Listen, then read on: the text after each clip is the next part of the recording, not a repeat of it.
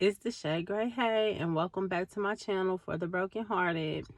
So today the Lord has really just been encouraging me to speak on my kingdom marriage. So in 2020, God told me who my husband is, and me and him were friends.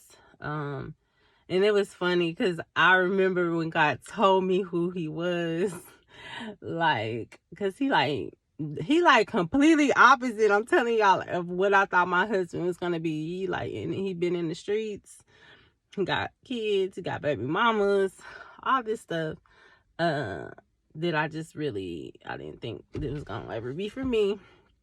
But I remember, like, he told me, he was like, my future husband, he told me, he was like, you gonna fall in love with me, just watch. And I was like, no, I'm not. And like, I just listed all the reasons why no, that I wasn't.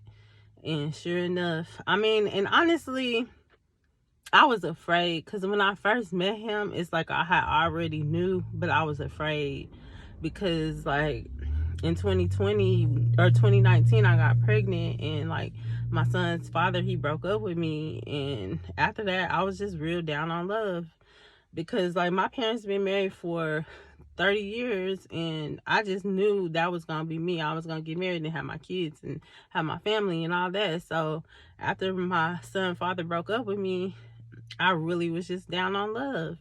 And then after I had him, I went through like a phase of where I was just sleeping with people. Well, not like that many people, but like, I was sleeping with people, not like trying to be in a relationship, but just really, I was just trying to like find myself, because the world tell you, in order to get up over someone, you got to get under somebody. And that was like basically my mindset at the time. And then, like, at the end of 2020, that's when I met my husband, and God told me he was my husband and stuff. And a lot of stuff went on between us after that. Like, he would like break my heart. Like, cause like, after God told me, I just knew we was gonna go into the sunset together and be together. I didn't understand there was a whole process that had to happen. So like, he would break my heart all the time. And like, I remember, like, like, I seen him start to draw away from me, or like pull away from me, but like, I just really thought, that he knew, which he told me, like, before God even told me that he was my husband. I remember one day I asked him, like, what's going on between me and you? And he was like, I really feel like you the woman I pray for. I just don't think it's the time. And I really didn't want to hear that. But when he told me that, it was like, what else can I do? So he was like, and I was like, well, it was good knowing you. Like, I was trying to run away at that point. And he was like, you don't want to just stay around and see, how this go? So I ended up staying around and trying to see how it went, but it just never was good. Like, he constantly hurt my feelings. Like, it was just so hard. And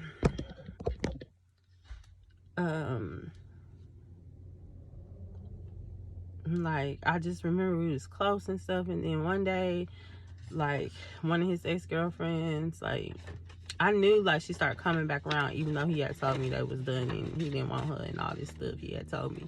And I wanted to believe all of that. So, and I was gullible, so I believed everything he told me. But like, I don't think that he lied to me ever. I think he always told me the truth, but it's just sometimes the truth really hurt. So one day he called me and he was like, whatever the girl name is, she don't want me talking to you. So we're not really gonna be able to talk, So that was like the final straw for me. Like, it broke my heart. It crushed me so bad. And like, I didn't even want no relationship, like, in the first place. But then God made me love this man. Like, and I just couldn't help it. So it hurt so bad, and I was in denial about it. And so, we was never together. We was only friends the whole time. So we stopped talking, and like 3 months went by and I didn't talk to him. And like, one of his friends, like, me and him was cool. Like, we talked a lot. And at the time, I was smoking weed, and my husband, he sell weed. And so he had friends that sold weed too. And like one of them, like he tried to pretend like he was my friend, and I thought he was my friend.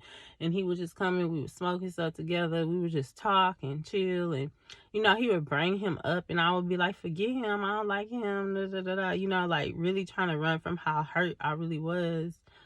And like I just didn't want to believe what God had told me at that point. And like, because this was the first time God ever spoke to me, so I really thought I was crazy at this point, because I'm like, it don't look nothing like you said. So I must have been smoking too much weed and I just misheard, you know. So anyway, my husband ended up having to go to jail for some months. And like me and his friend, we was talking and stuff. And one day he sent me an explicit picture, and I was just like, because, you know, I'm like, at this point, I'm like teeter-tottering. Like, am I going to be in the world, or am I going to follow God, you know? So one day I was just like, okay, I'm just go over there. I want to see. So I went over there, and as soon as I got to where his friend was, he called me from jail. And I hadn't talked to him in all this time. And when he called me, like, my heart, first of all, jumped out my chest, because I was just like, did you tell him, like, we've been talking, or why did he call me when I got here? And then I'm like, he in jail, so it's not like he knew what time I was coming to this boy's house, you know? So at the time, I still didn't really understand the spiritual things, and I didn't understand what God was doing, like, trying to talk to me, you know? He was trying to warn me and tell me not to do what I was about to do. So we was on the phone laughing, hee hee ha ha ha. And when he got off the phone with me, I was just like, forget him still. Because like at this point, I'm like in a worldly mindset. And I'm just like, people not finna just keep hurting me, and that's it, you know? So I was in denial about why I was doing what I was doing, because I ended up messing around with his friend. And like, I mean, even though his friend was manipulating me, I still didn't understand how hurt I was at the time. So I went home and I prayed and I asked God, is this boy really my husband? And God told me, yes, this is part of y'all process. So he was in jail for 6 months. God told me write to him a letter like every day. So I started writing to him. And like, my husband, he been through a lot, like with a lot of different people, a lot of different females, like even family members, you know, that you believe won't hurt you, really hurt him. And, you know, his heart has been broken so many times, you know, and one of his baby mamas lied to him about one of the kids being his, and all this stuff. And I didn't want to be like that. I did not want to bring that, because I mean, at the end of the day, I really always loved him, but I was afraid of it. So I ended up writing him a letter and telling him, you know, that I messed around with his friend or whatever. And I didn't really realize like how much that hurt him. Like, it took me a long time, because he wrote me back and he told me, you know, he understood and he appreciated me telling him and stuff. But I mean, he was in jail, so it's easy to say that when, you know, you really ain't got that many people talking to you and you in jail. So we would talk all this, like he would call me all the time. I would write him letters all the time. But while he was in jail, like he was going through his own process, and I didn't understand that. So you know, God was trying to work on his character, but then we're still human, so there's habits that he had that he couldn't let go of or get past while he was in jail. So I would like talk to him, and like, I'm growing with the Lord, because after God confirmed to me he was my husband, I cut everybody off. Every guy that tried to talk to me, I cut off. Like, my friend circle got really super small, probably like 2 people, you know.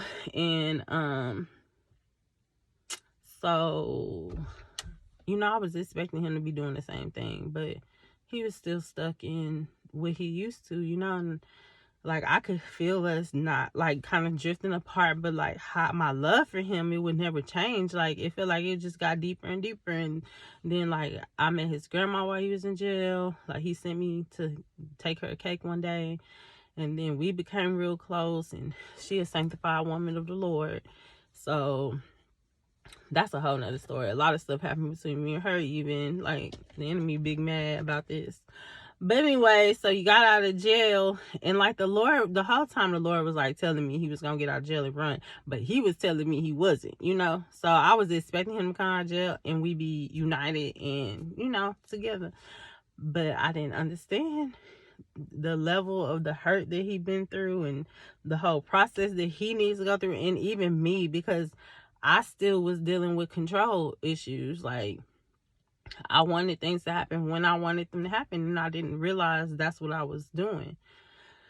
So when he got out, we really didn't talk or see each other for a very long time. Like, every once in a while, like, he moved to the city and, he was doing whatever he was doing. And, like, I'm over here praying and fasting and, but at the same time, I'm putting my own expectation on it and expecting it how I wanted it, and it wasn't. So it wasn't happening how I wanted it. So I was getting mad. And one day I remember it was 420 to be exact.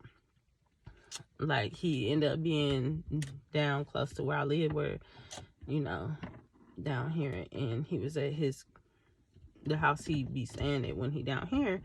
And like, I texted him and I was like, I want to see you or whatever. And he's like, okay, I'm at the house, come see me. So I went, and like, God is just so God. He was really trying to stop me from going over there, but I wanted to see this man so bad. Like, it took me like 45 minutes to get to his house, and it usually take me 20 minutes because my car kept stopping, kept overheating. Like, it was just, but I got there. So I got there, and at the time, I'm still smoking weed. So, like, it's 420, of course, we up in there smoking and stuff.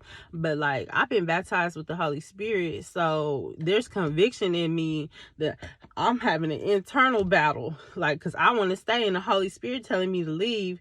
And then I'm, like, looking at this boy, and I can see the demonic spirits on him. Like, I can see that it's not him. It's not my husband. Like, I can clearly see it. Then, like, it was, I think, 2 of his friends over there, and like, he was talking to them. He was talking crazy, and he said some stuff, and it just set me off. Like, and I got mad. Like, I was like praying in the spirit in a corner, but like, they really wasn't hearing me until his friend was like, who are you talking to? And then I was like, he know who I'm talking to. And then he was like, now here you go. And we got into a big old fight. And like, I'm like trying to talk to him, but the whole time I'm talking to him, the Holy Spirit is like taking over, and I'm just rushing the boss. Like, every time I try to say something, I just, tongues come out. And he like, you need to get out of here. Don't be doing all that. And I'm like, I'm not trying to. It was just so much. I felt so insane, man. Like, I wanted to leave, but I couldn't leave. I could leave, but I couldn't leave. It was just crazy. So, like, he getting my stuff and, like, walking me out the door. And I'm, like, still trying to talk to him.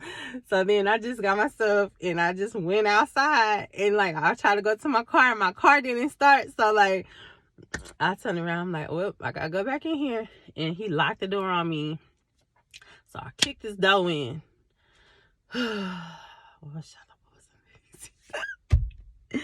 Yeah.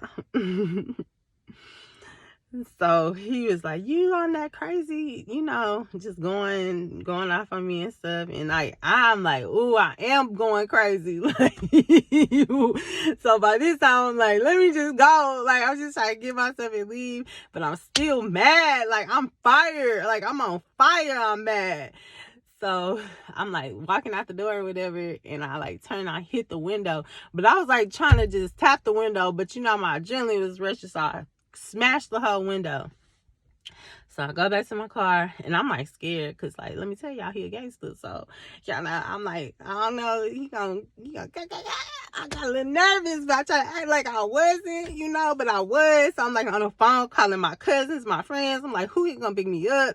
This boy gonna kill me. Oh my God. So I'm like sitting outside. I'm like leaning on this boy car. He like, why you still here? You need to go. And I'm like, I'm trying to go. I'm waiting on my ride. And he's like, it's okay. I got a ride for you. So he calls the police on me and he sends me to jail. And then like my cousin came and she was like trying to talk to him, convince him not to press charges against me. And then that's when it came up that that's when I realized that he was still really hurting about what happened between me and his friend. And I mean, I know that ain't just the only thing, but that was something. So I go to jail or whatever. Like, I'm in jail. They like, we know you're not supposed to be in here. What happened? Like, everybody in jail was so nice to me. Like, the police officers was all nice to me. Like, but it was terrible because I was cute. I had got cute to go see my boo. And so I ain't had no shoes on. I had like sandals on. I'm like freezing. But finally, I get out of jail the next day.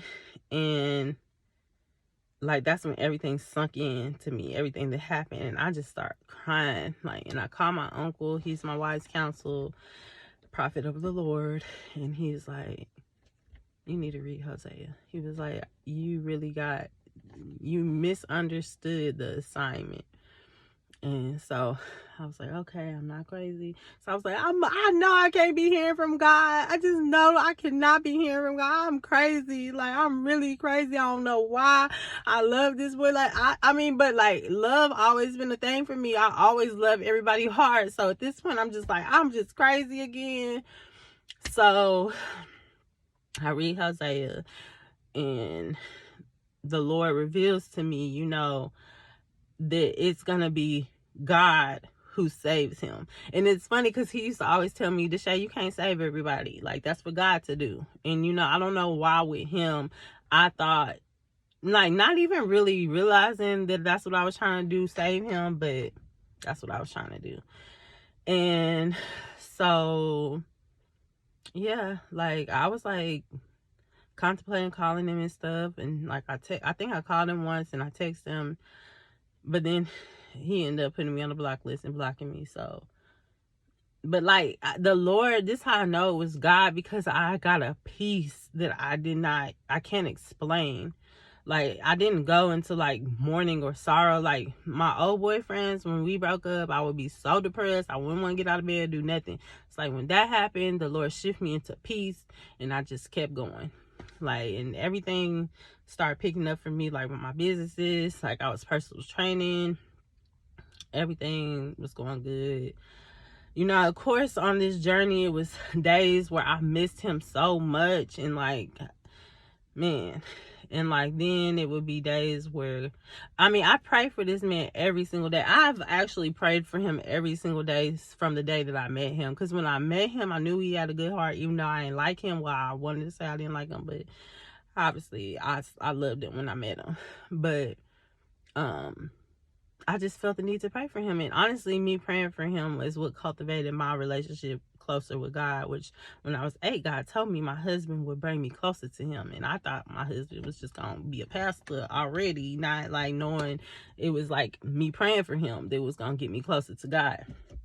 So, but it was like days where I had to go through warfare. Like, I would be up in the middle of the night for hours just praying in the spirit for him. Like, on my face, I had to go through seasons of fasting for him. Like, just, I mean, it was a lot of work that I went through.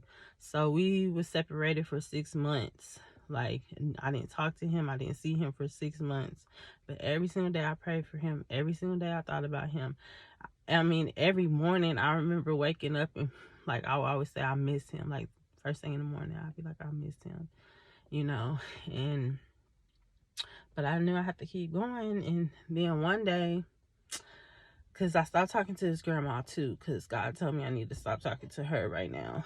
So I had stopped talking to her, but one day God had me call her, like, me and her talked or whatever, and it was a word for her I had to give her, and she was all excited about it. And like, she gave me what she was praying about that morning, and it lined up with what the Lord had told me to tell her. So it was confirmation for me and comforting for me and for her. So a little more time went by, maybe 2 months, and I heard the Lord tell me to call her again, but this time she didn't answer the phone. And so right when I hung up, he was like, call him. And like, the whole time we were separated, I would like randomly try to text him just because I missed him so much. I would just be trying to, and that's when I was real grateful he had me on the block list, because I was like, at least these messages ain't going through. So I was blocked for 6 months, and then this one day the Lord told me to call him, and I called him, and the phone started ringing, y'all, and my heart almost went through the bottom of my feet, because I was not expecting it. And I wanted to hang up, but I couldn't. It's like I got stuck, and he answered, and he was like, hello. And I was like, hello. And he was like, hey, what's up? And I was just like, hey, how are you? Like, and I was so nervous. Like, my voice was shaking so bad, y'all. I was so scared. And so I tried to play it off, and I was like, how you been doing? And I was like, you took me off the blacklist. And he was like, I guess so, we talking. And I was like, when you take me off the blacklist? And then he was like, I ain't saying you was or you wasn't on the blacklist, you know, just being childish. And I was like, well, I really didn't expect you to answer, so I ain't got nothing to say. And he hung up, we hung up or whatever. And a few days later, like, I'm a caterer, and like, I had posted some stuff, and he was like, can you make me some, whatever? And we started talking again. And like, so we've been talking since then, and it's been like 4 months now. But like, the Lord was speaking to me restoration, like probably a week before I even called him. God was telling me restoration, and I thought restoration meant that we was gonna come together and everything was gonna be together again and just smooth. But I was wrong. So when God speaks restoration, that means it's a process. Like, everything is a process with God. So even now, like, we're in the process of God. He tells me, you know, he working on breaking our habits, my habits and his habits, you know. He's working on getting him aligned with him, you know, like, he's been working on him this whole time. He's been working on me. You know, I stopped smoking weed, like, pretty much right after I kicked in this door. And then when we got reunited together, he told me he had stopped smoking weed, like, in the summer or whatever. So, like, that was one thing the Lord revealed to me, just to show me that he's been working on him, you know. So, and then just the things and the aspirations that he have now. And like, I look at him and I see him growing. Like, I see him differently. I see him changing right before my eyes. And then I self-reflect on myself, and I know the person that I am. I'm a completely different person now, you know. But I mean, I still have times where it's really hard. Like, the warfare gets really hard sometimes. Like, this is a real awkward, uncomfortable restoration, and waiting is just, it's a very awkward time, you know, because you never know what's going to happen. But you know, that's why the Lord gave me Hosea to stand on. And in Hosea, it says, you know, that God will bring them into the wilderness and let him know that he is their God, and they will know him as their God. So I had to realize, you know, that God is doing. It has nothing to do with me. You know, God asked me to pray for him and stand for him, but that was really even for me in itself. And then also the Lord reminds me that this call to marriage is not about either one of us, but it's about God's kingdom here on earth. And the fact of the matter is, we're both very anointed people that God have chosen. And there's just so many people that need to hear his testimony. There's so many people that need to hear my testimony and our testimony together, and to see a kingdom marriage and the relationship work out. So it encourages me to keep going. And then I always think about, you know, the times where I feel rejected by him, or I feel like he's pushing me away. Like, how does the Lord feel? Because this is one person. God created every person on this earth. How many people refuse to get in line with him? Refuse to talk to him? How does he feel? You know, so it humbles me, and it makes me even more grateful for the sacrifices of Jesus. So I just say all of that to say, you know, if you're standing and waiting for your kingdom spouse, you know, read Hosea. And well, ask the Lord if Hosea is the book for you, because it might not be. There's a lot of different perspective of kingdom marriage, but it is a call to suffering. And then just find the word to stand on, and just stay in his face and stay in his presence, and know that it's so much greater than you, you know. And he just keeps reminding me, the tears that you cried and the pain that you felt is nothing compared to the glory that will come when you guys do come together, because God spoke it. So it's going to happen, and it's happening. It just may not be happening the way that you expect or you want to. So hang in there. If you call to kingdom marriage, it's going to work out. And the process makes you so much better than you ever been. And it prepares you and equips you for the things that you're called to in your marriage more than you can even realize. So just keep seeking the Lord for guidance in it. Keep trusting him. I know the enemy be trying to take you out. Like last night, I woke up, couldn't breathe. I feel like somebody was choking me. I had sleep paralysis all in one night. I had all kind of warfare coming at me in the middle of the night. So that's just, to me, I like Romans, I think it's Romans 5:3-5 says that we should rejoice and boast about our afflictions because it produces endurance. I always feel so much stronger. And then to me, I'm like, the enemy ain't gonna try to take me out if I wasn't worth something. I know who I am. I know that I am anointed and chosen by God for great purposes. So the attack should just encourage you to keep going. Like, don't let the enemy win. Do not let him discourage you. Don't let him lie to you. God has great plans for you to prosper you with a hope in a future. Your future is way greater than your past. And it's time for us to walk into our latter days now. So hang in there, guys. It's going to be so worth it. I can't wait to see y'all in y'all wedding dresses. It's going to be so good. God love you so much. And remember, it means so much to you because it means so much to God. Hang in there.